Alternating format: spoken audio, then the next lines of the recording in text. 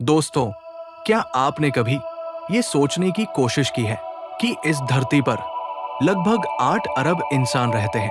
अनगिनत चेहरे, अनगिनत कहानियां और अनगिनत रास्ते होते हुए भी आखिर आपकी मुलाकात, आपका प्रेम और आपकी शादी केवल उसी एक खास इंसान से ही क्यों होती है जिसे आप कभी ठीक से जानते तक नहीं थे और जो अचानक आपकी जिंदगी का सबसे अहम हिस्सा बन जाता है। जब आप विवाह के मंडप में अग्नि के सामने 7 फेरे लेते हैं, तब क्या आपको सच में लगता है कि ये सिर्फ आपकी पसंद है या केवल आपके परिवार का फैसला है? क्या वाकई आपने हजारों संभावनाओं में से उस एक चेहरे को चुना है? लेकिन अगर मैं आपसे कहूं कि जिसे आप अपनी पसंद, अपना प्यार और अपना निर्णय समझ रहे हैं, वो दरअसल एक बहुत पुरानी लिखी हुई स्क्रिप्ट है जो आपके जन्म से भी पहले तय हो चुकी थी। गरुड़ पुराण और हमारे प्राचीन कर्म शास्त्र ये बताते हैं कि विवाह कोई साधारण संयोग नहीं होता, बल्कि ये दो आत्माओं के बीच पुराने हिसाब किताबों का टकराव होता है। आज हम उसी सच का सामना करने वाले हैं जिसे सुनकर शायद आपके पैरों तले जमीन खिसक जाए। आज हम ये जानने की कोशिश करेंगे कि आपका पति या आपकी पत्नी वास्तव में आपका जीवन साथी है या फिर पिछले जन्म का कोई ऐसा लेनदार है जो इस जन्म में अपना कर्ज वसूलने आया है। ये वीडियो उन सभी लोगों के लिए है जो अपने रिश्तों में खुश दिखाई देते हैं और खास तौर पर उनके लिए भी है जो अपने रिश्तों में घुटन महसूस करते हैं और समझ नहीं पाते कि उनके साथ ऐसा ही क्यों होता है।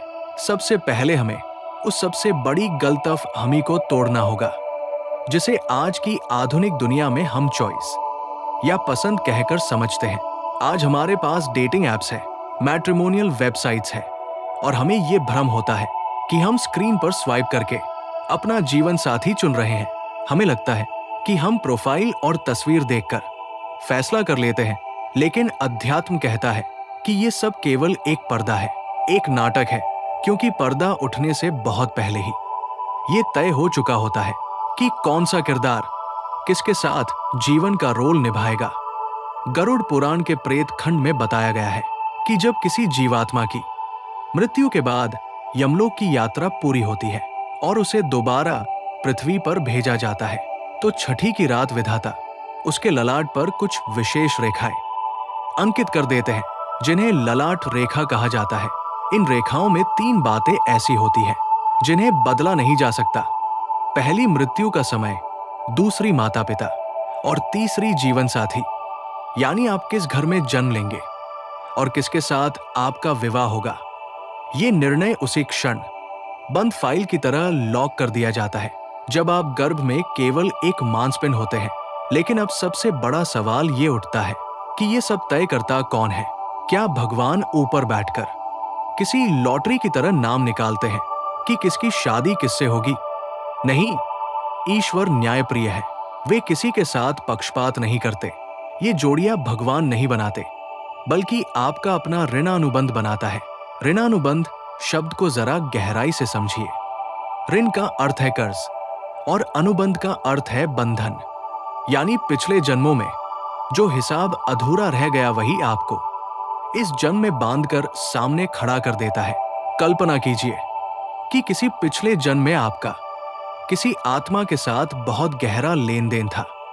संभव है आपने किसी का पैसा लौटाया ना हो, किसी को धोखा दिया हो, किसी की भावनाओं से खेला हो, या ये भी हो सकता है कि किसी ने आपकी बहुत सहायता की हो और आप उसका प्रतिदान न दे पाए हो। मृत्यु के बाद शरीर तो मिट्टी में मिल जाता है, लेकिन भावनाओं और लेन देन का जो खाता होता है वो आत्मा के साथ जुड़ा रह जाता है। प्रकृति का नियम है कि हर क्रिया की प्रतिक्रिया होती है और हर कर्ज का भुगतान होना ही होता है। इसलिए अगले जन्म में वही प्रकृति आपकी आत्मा और उस दूसरी आत्मा को ऐसी परिस्थिति में आमने सामने ला खड़ा करती है जहां से अलग होना आसान नहीं होता, और वो परिस्थिति होती है विवाह। क्योंकि यही वो संबंध है जिसमें 2 लोग एक ही छत के नीचे रहते हैं, एक ही थाली में खाते हैं और जीवन के सुख दुख को साझा करते हैं। पुराने कर्ज चुकाने के लिए इससे बेहतर मंच और कोई नहीं हो सकता। आपने हमेशा देखा होगा कि विवाह में अग्नि के साथ फेरे लिए जाते हैं, पर क्या आपने कभी ये सोचा है कि साक्षी के रूप में अग्नि ही क्यों होती है? जल क्यों नहीं? वायु क्यों नहीं? क्योंकि हमारे वेदों में अग्नि को सबसे बड़ा साक्षी और सबसे महान शुद्धकर्ता माना गया है। अग्नि वो माध्यम है जो देवताओं तक हमारी प्रतिज्ञा को पहुंचाती है। लेकिन इसका एक रहस्यमय और डरावना पक्ष भी है। अग्नि कर्स की प्रतीक भी मानी जाती है। जब आप अग्नि के चारों ओर घूमते हैं तो आप वास्तव में उस ब्रह्मांडीय ऊर्जा के सामने ये वचन देते हैं कि आप दोनों मिलकर अपने पिछले जन्मों के अधूरे, जले हुए और पके हुए कर्मों को इस जन्म में पूरा करेंगे। वे 7 फेरे केवल शरीर का नहीं, बल्कि चेतना और अस्तित्व के स्तरों का बंधन होते हैं। ये केवल एक रस्म नहीं, बल्कि एक आध्यात्मिक हथकड़ी है जिसे इंसान अपनी मर्जी से पहन तो लेता है, लेकिन जिसकी चाबी उसके हाथ में नहीं होती। वो चाबी समय के हाथ में होती है।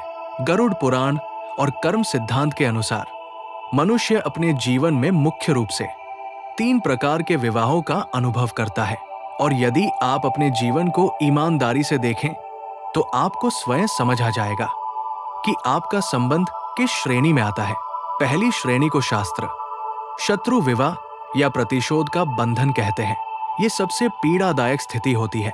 आपने अपने आसपास ऐसे दंपत्ति देखे होंगे, या शायद आप स्वयं उस दौर से गुजर रहे हों जहां पति पत्नी के बीच प्रेम नहीं, बल्कि टकराव रहता है। छोटी छोटी बातों पर विवाद हो जाता है। एक दूसरे को अपमानित करना जैसे आदत बन जाती है। मानसिक और कई बार शारीरिक हिंसा भी सामान्य सी लगने लगती है। तब मन में यही प्रश्न उठता है कि मेरी ही किस्मत में ऐसा जीवन साथी क्यों लिखा गया? मैंने तो कभी किसी का बुरा नहीं किया, फिर ये इंसान मुझे ही क्यों सताता है? लेकिन अध्यात्म कहता है कि ये व्यक्ति इस जन्म में आपका पति या पत्नी जरूर है, पर किसी पिछले जन्म में यही आत्मा आपका शत्रु रही हो सकती है, या आपने इसके साथ गंभीर अन्याय किया। हो सकता है उस समय ये दुर्बल रहा होगा, विरोध नहीं कर पाया होगा, और मृत्यु के समय इसके भीतर बदले और घृणा की तीव्र भावना रह गई होगी। वही भावना और वही कंपन इस आत्मा को खींचकर आपके जीवन में ले आए हैं। अब वही व्यक्ति आपके घर में, आपके कमरे में, आपके दैनिक जीवन में रहकर आपसे अपना पुराना हिसाब बराबर कर रहा है। आपको रुलाकर, आपको थकाकर और आपको मानसिक रूप से तोड़कर। ये क्रम तब तक चलता रहता है जब तक उस आत्मा के भीतर जमी पुरानी गांठ ढीली नहीं पड़ जाती। समाज इसे घरेलू हिंसा कहता है, लेकिन आध्यात्मिक दृष्टि से ये एक कार्मिक सेटलमेंट होता है। दूसरी श्रेणी को कर्जदार विवाह कहा गया है। ये वो संबंध होता है जो अधिकतर धन, संसाधन और जिम्मेदारियों के इर्द गिर्द घूमता है। कई बार आप देखते हैं कि एक बेहद मेहनती और जिम्मेदार व्यक्ति की शादी ऐसे इंसान से हो जाती है जो या तो हमेशा बीमार रहता है, या अत्यधिक खर्च करता है, या कमाता कुछ नहीं और जो भी आता है उसे उड़ा देता है। एक पक्ष जीवन भर संघर्ष करता रहता है, दिन रात काम करता है, और उसकी कमाई दूसरे की जरूरतों, लापरवाहियों और गलत फैसलों में खत्म होती चली जाती है। बाहर से ये त्याग और कर्तव्य जैसा दिखाई देता है, लेकिन गरुड़ पुराण की दृष्टि से ये पुराने जन्म का आर्थिक और कर्मिक कर्ज चुकाना होता है। संभव है आपने किसी पिछले जन्म में उसी आत्मा का धन हड़प लिया हो, उसे हानि पहुंचाई हो, या उसके अधिकार का लाभ उठाया हो।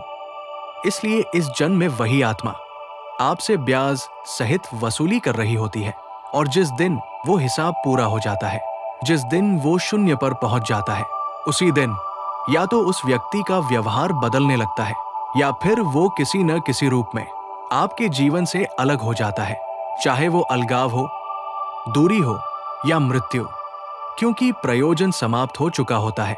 तीसरी श्रेणी को उदासीन विवाह कहा जाता है। ये वे शादियां होती है जहां न अत्यधिक प्रेम होता है और न गहरी नफरत।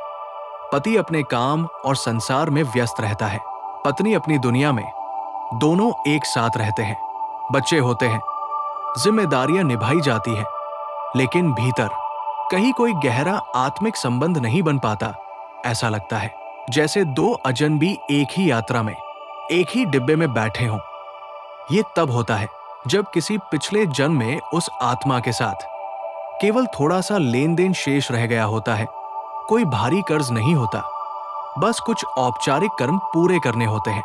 इसलिए प्रकृति दोनों को एक साथ लाकर थोड़े समय के लिए जोड़ देती है ताकि वो अधूरापन पूरा हो सके और फिर दोनों अपनी अपनी आगे की यात्रा पर बढ़ सके। इन तीनों के अतिरिक्त एक चौथी श्रेणी भी होती है जिसे पुण्य अनुबंध कहा जाता है, लेकिन ये अत्यंत दुर्लभ मानी जाती है। ये तब होता है जब दो परिपक्व आत्माएं जिन्होंने पिछले जन्मों में एक दूसरे की सहायता की हो, भक्ति और साधना में सहारा बने हो, वे फिर से मिलती हैं। ऐसे जीवन साथी कभी आपको गिरने नहीं देते, बल्कि ढाल बनकर आपके साथ खड़े रहते हैं। किंतु कलयुग में ऐसे संबंध हजारों में किसी एक के हिस्से में आते हैं। अधिकांश लोग पहले 3 प्रकार के कर्म बंधनों में ही जीवन व्यतीत करते हैं। अब उस सबसे संवेदनशील विषय पर आते हैं जिस पर लोग खुलकर बात करने से घबराते हैं, और वो है विवाह के बाहर बनने वाले संबंध, यानी एक्स्ट्रा मैरिटल अफेयर्स। जब विवाह को 7 जन्मों का बंधन कहा गया है, तो फिर किसी तीसरे व्यक्ति का बीच में आ जाना आखिर कैसे संभव हो जाता है?